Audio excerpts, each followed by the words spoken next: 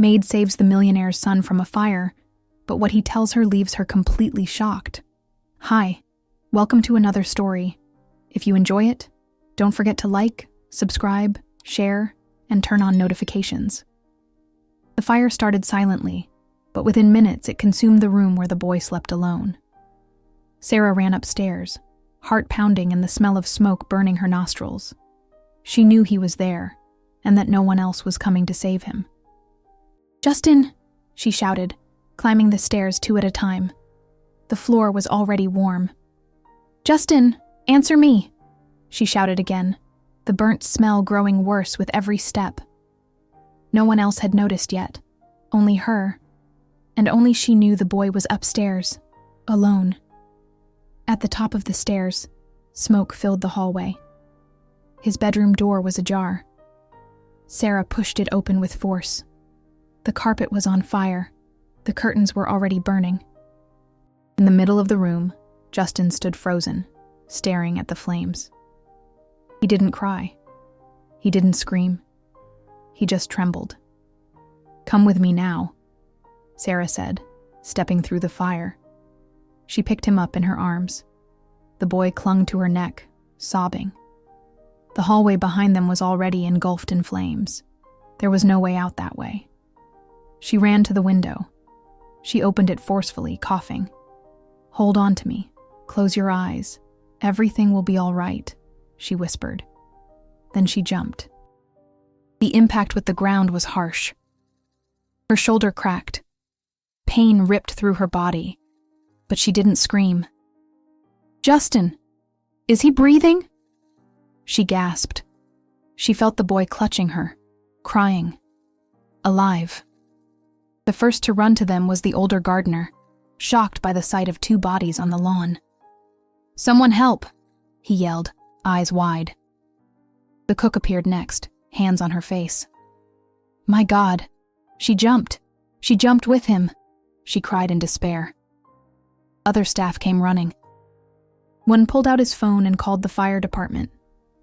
The fire was now spreading across the roof, darkening the sky with a thick cloud of smoke. Sarah, despite her injuries, didn't let go of Justin. He trembled in her arms, crying, burying his face in her chest. "It's okay. You're safe, my love. Safe now," she repeated softly, her voice barely audible through the pain. The ambulance arrived with sirens blaring, and paramedics rushed to her. They tried to separate the 2. "We need to take both of you now," one said, but Justin wouldn't let go. "Stay with me, please. Don't let go," the boy sobbed, arms wrapped tightly around her neck. Sarah squeezed her eyes shut, enduring the shoulder pain, and whispered, "I'm here. Nobody's taking you from me now." It was in that moment, amid the chaos, that Justin said through sobs, "He thought he was my dad." The paramedics exchanged confused glances. "What did he say?" one asked. "Say it again, boy. Who thought what?"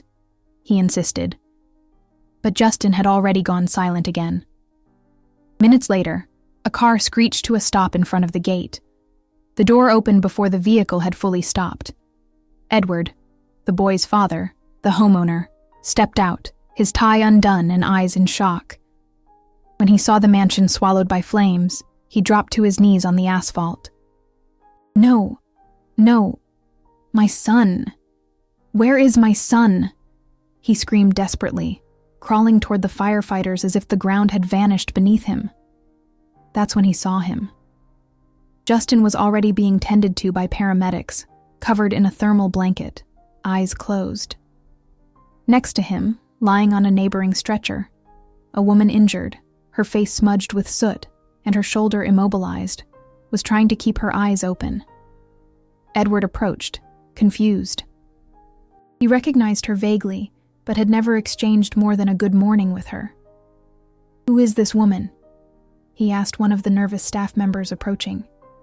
She's been working here only a short time. I think her name is Sarah. She was the one who saved Justin," answered the older gardener. Edward looked at her again.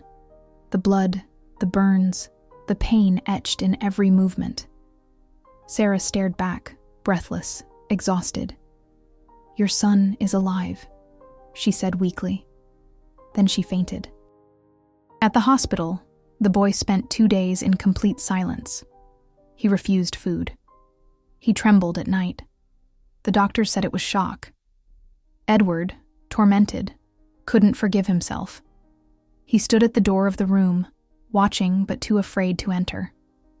Sarah, even with her shoulder immobilized, sat in the hallway, head bowed, waiting for permission to see him.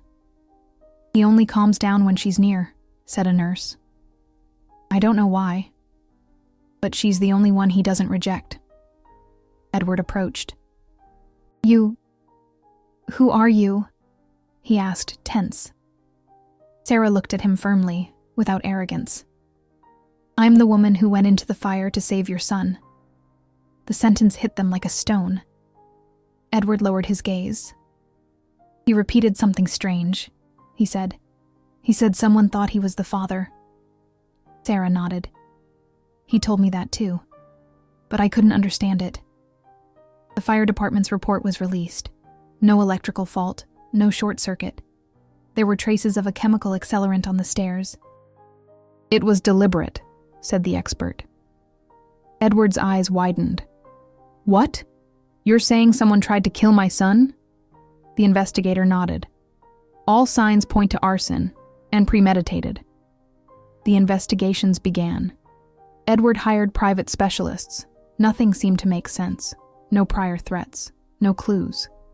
But then, on the 3rd day, Justin broke his silence. "I saw," Justin said weakly, avoiding eye contact. Edward bent down beside the bed, hands trembling. "You saw what, son? Talk to me. I'm here." The boy took a deep breath, eyes brimming with tears. "The new gardener. He was on the stairs, pouring a liquid. It stunk. I saw it through the door crack." Edward tried to stay calm. "Did he see you?" Justin shook his head, still not looking at his father. "No. He thought he was alone. He spoke quietly to himself. But I heard." Edward swallowed hard. "What was he saying, son?" Justin closed his eyes, trying to remember. He said he didn't want to do it, that he was sorry, that it was the only way, that it was because of his daughter. And he apologized, said that you would understand, that he just wanted to scare. The sheriff called in the new gardener that very afternoon, a quiet man, hired a few weeks before, named Anthony. He arrived with a closed face and trembling hands, trying to hide his tension. He was led to a private room in the police station where investigators waited. When he heard the detailed account from the boy, mentioning every gesture, every whispered word during the fire, Anthony's face went pale. "This is a lie. They're setting me up," he shouted, standing abruptly, eyes desperate. But the sheriff didn't move. He just crossed his arms and said firmly, "The boy described everything, even phrases no one could have made up.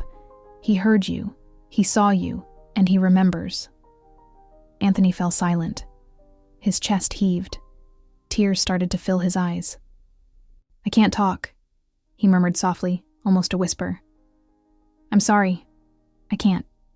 There's someone I love, and if I speak, she'll die." Tears came with force. "They're watching her. Every step. Every day." One of the officers approached. "Who, Anthony? Who is she? Your wife? Your sister?" He shook his head. My daughter. They said if I opened my mouth, she'd disappear, that they'd make it look like an accident. I believed them. I couldn't risk it." The sheriff breathed deeply. "You think they'll stop? Do you think this will protect her? What they've already done to you shows otherwise. Now is your chance. Now she can be saved." Anthony cried harder. He collapsed, sitting down again, hands on his face. I didn't want to. I swear to God. It was just a scare. Just a small fire, just to cause some damage." The sheriff leaned forward. "Who sent you?" He hesitated, sobbing. "A man. Frank. He threatened me. Said it was the only way to destroy Edward. That he needed someone inside the house. Said everything would work out. But no one told me the boss was going out. No one said the boy was upstairs. I never would have done it. Never. And why with the boy inside?" Edward shouted, bursting into the room. "You almost killed my son, you bastard." Anthony raised his hands in desperation. "I swear I didn't know he was there. They told me you'd be home, that nothing would get out of control." The sheriff held him back. "Breathe, Anthony. Tell everything." That's when he said it. There was another one, another infiltrator. One of them was inside too. But I don't know who. I only know it was someone trusted by the household. Someone who would see everything up close and would act if anything went wrong. Silence spread like a bomb. Edward took a step back. "You're saying someone is still here? Someone who works with me?" "That's what they told me. That he'd make sure everything went according to plan. That I was just to do my part and forget the rest," Anthony murmured before lowering his head.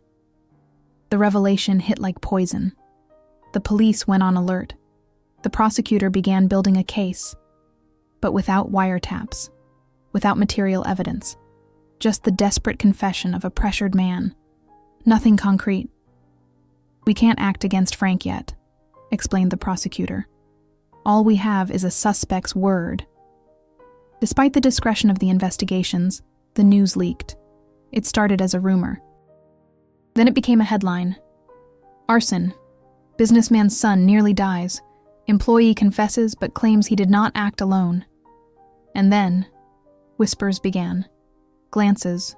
Questions. "And that woman who jumped from the window," someone said. "Isn't it strange she knew so quickly?" Someone replied, "They say she arrived with the boy that day." Doubt was born. It grew, and started pointing in an unexpected direction. Sarah. No one spoke her name aloud in the mansion's hallways, but eyes began to turn away whenever she appeared. Whispers arose between shift changes, in the corners of the laundry room, in the back of the kitchen. Why was she upstairs at that hour? They murmured. How did she know the boy was in the room? Sarah felt the judgment in their eyes. She felt the silence heavier than her dislocated shoulder. But what truly hurt was realizing Edward had stopped looking for her. He no longer asked how she was, no longer thanked her for staying by Justin's side. He just avoided her. Not out of ingratitude, but because doubt gnawed at him.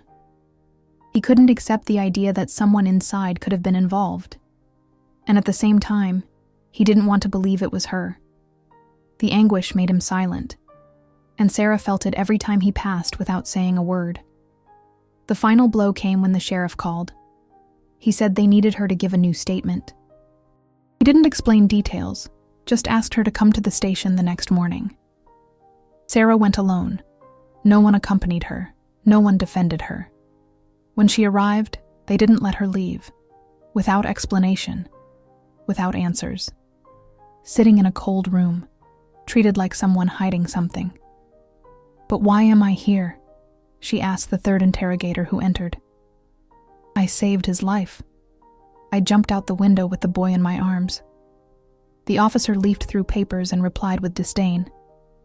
"They also say you arrived with him in the morning, and that it wasn't your job to take care of him. So, why were you with him?" Sarah swallowed hard. "He asked me. He looked for me, and I took him. That's all." But no one seemed satisfied. On the reception TV, a sharp-voiced reporter read the day's headlines. "Too many coincidences?"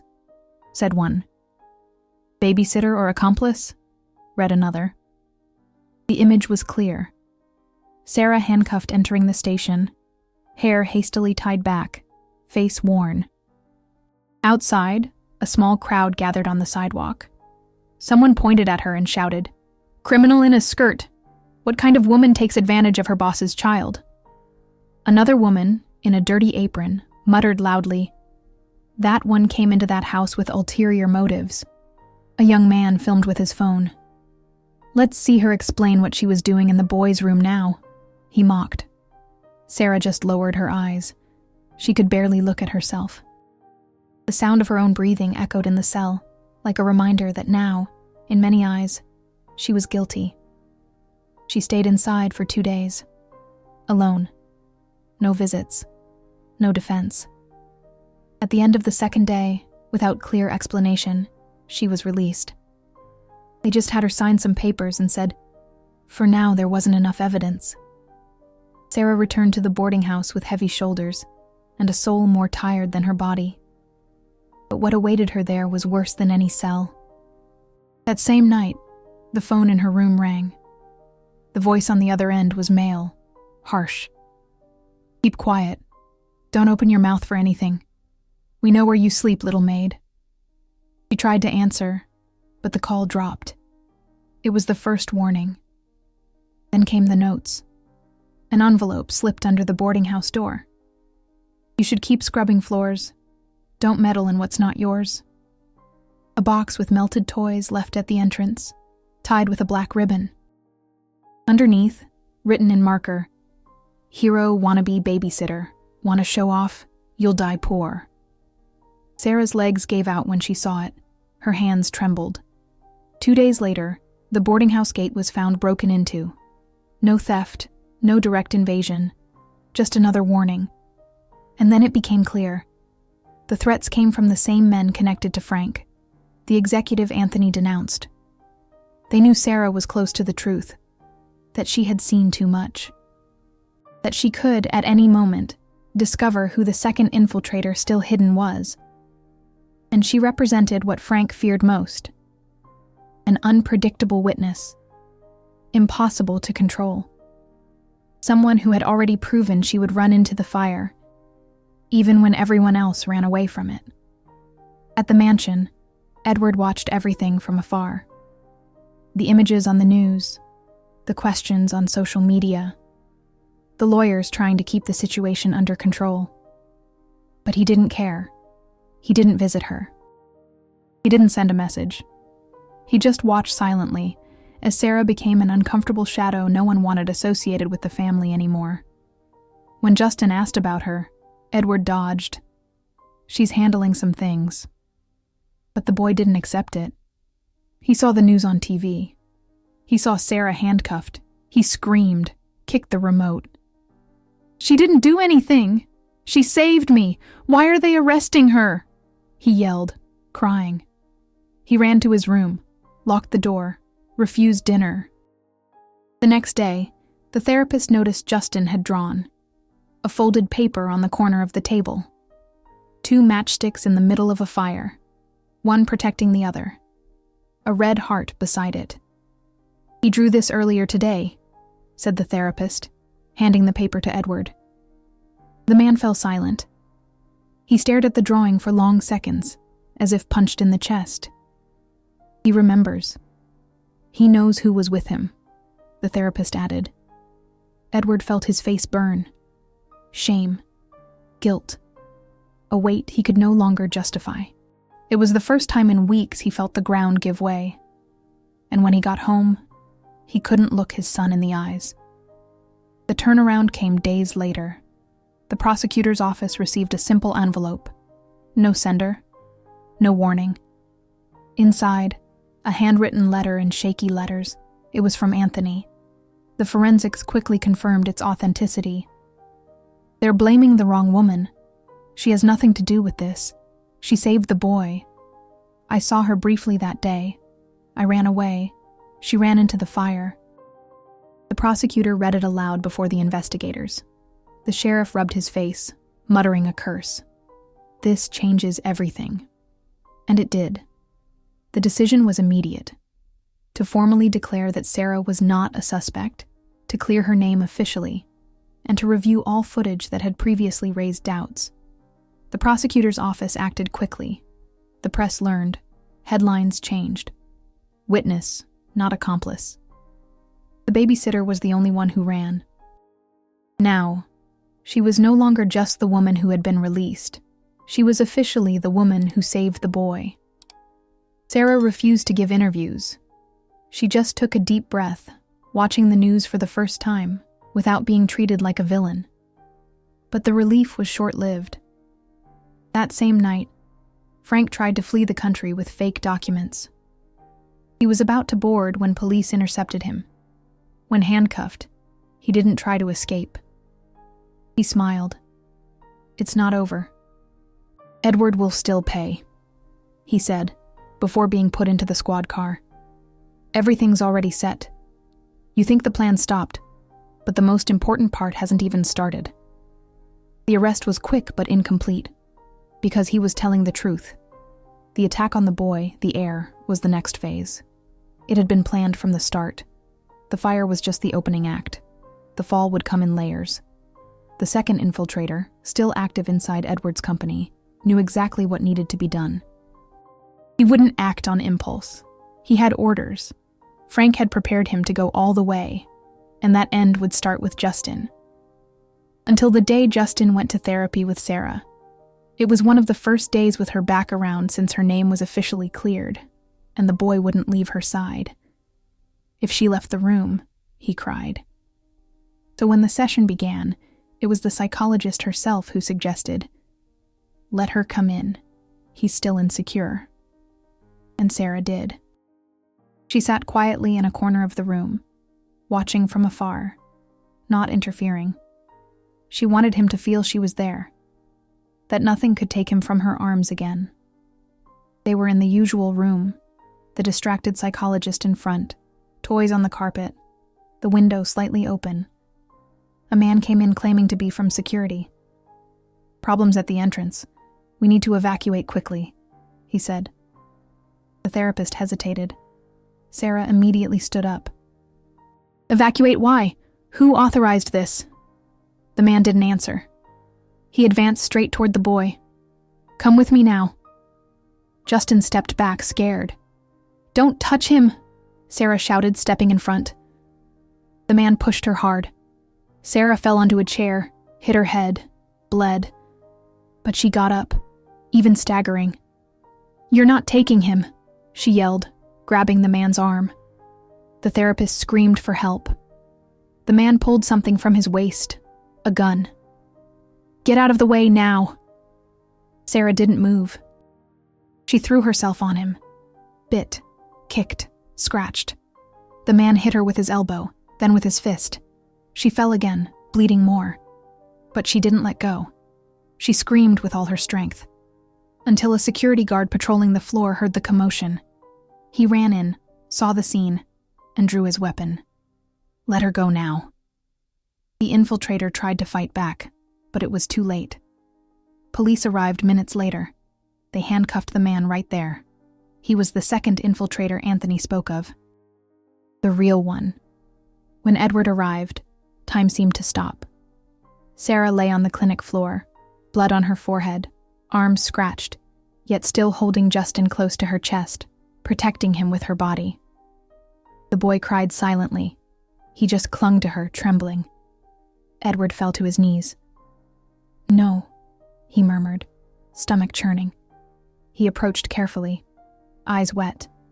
"Sarah, forgive me." She didn't answer. She just squeezed the boy tighter. The security guard explained everything. The therapist confirmed. Edward broke down. In the following days, he did what he hadn't done before. He apologized. Publicly, legally, and personally. He gave interviews, admitted his mistake, said he had doubted the only person who risked her life, offered security, housing, money, recognition.